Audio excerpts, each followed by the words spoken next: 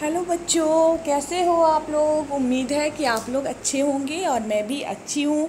और आज हम लोग पढ़ेंगे क्लास 4 का चैप्टर 3 हिंदी का घर प्यारा। चैप्टर 2 हम लोग ऑलरेडी पढ़ चुके हैं, तो जो बच्चे नहीं देखे होंगे उस चैप्टर को भी देख ले, क्योंकि अगर हम कोई चैप्टर छोड़ के पढ़ते हैं तो फिर उससे कोई फ़ायदा नहीं होता है। सारा chapter line by line complete होना चाहिए, तो इसलिए उस वीडियो को देखना भी आप लोगों के लिए बहुत ज़रूरी है। तो उस वीडियो को भी ज़रूर देखें। जब तक स्कूल खुल नहीं रहा है तब तक हम लोगों के पास कोई ऑप्शन नहीं है, इसके अलावा इसी तरह पढ़ाई करना ही होगा। और उम्मीद है कि आप लोग अच्छे से समझ रहे होइएगा, क्योंकि मैं जहाँ तक समझती हूँ मुझे लगता है कि हमारे बच्चे इसको बहुत अच्छे से समझ रहे होंगे। मैं जैसे बताती हूँ वैसे साथ साथ कंप्लीट कर रहे होंगे चैप्टर को। और मैं सारा सब्जेक्ट और सारे क्लास का सारा विषय करवाने वाली हूँ, तो आप लोग बिल्कुल भी टेंशन नहीं लीजिए, मैं सारा आप लोगों का कवर करवा दूँगी वो। चलिए, सदा यही तो कहती हो माँ, घर या सिर्फ हमारा अपना, लेकिन माँ कैसे मैं मानूँ, घर तो यह कितनों का अपना। एक बच्चा है आप ही लोग के जैसा, वो अपनी माँ से कह रहा है कि माँ, तुम जो कहती हो कि ये घर हमारा है, सदा से तुम यही कहते आ रही हो कि यह घर हमारा है, लेकिन मैं कैसे मान लूँ। मुझे तो लगता है कि यह कितनों का अपना घर है, सिर्फ हमारा ही घर ये नहीं है। ऐसा बच्चा किस लिए बोल रहा है? क्योंकि वह घर में बहुत सारा जीव जंतु को देख रहा है। देखो तो कैसे ये चूहे खेल रहे हैं पकड़म पकड़ी, कैसे मच्छर टहल रहे हैं, कैसे मस्त परी है मकड़ी।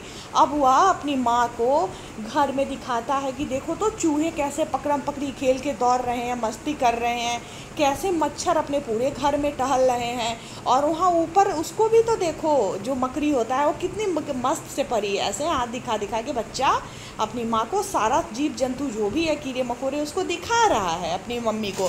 और यही बोल रहा है कि कैसे मैं मान लूँ माँ कि घर सिर्फ हमारा है, तो बहुत सारे इन सब का है, ऐसा कह रहा है। और छिपकली को तो देखो चलती है जो गश्त लगाती, अरे कतारे बांधे बांधे कहाँ चींटियाँ दौड़ी जाती। और उसके बाद फिर उस सारी चीज़ों को दिखाने के बाद फिर छिपकली को दिखाता है कि छिपकली को देखो कैसे वो गश्त लगाते चलती है, और चींटी को भी देखो कैसे कतारें बांधी बांधी चींटियाँ दौड़ी जा रही है। और उधर आंगन में देखो पंछी कैसे झपट रहे हैं, बिल्कुल दीदी और मुझ जैसे किसी बात पर झगड़ रहे हैं। और आंगन में पंछी को भी दिखाता है कि पंछी को देखो कैसे वो आपस में लड़ रहे हैं, जैसे मैं और दीदी दोनों आपस में झगड़ते रहते हैं, उसी बात पे लड़ते रहते हैं, उसी तरह वो पक्षी भी किसी बात पे झगड़ रहे हैं, झपट रहे हैं एक दूसरे पर। और यह देखो तिलचट्टे भी दिन रात क्या यही ना रहते। और तिलचट्टे को भी दिखाता है और कहता है देखो तो ये तिलचट्टे जो है ये भी तो दिन रात यहीं पे रहते हैं।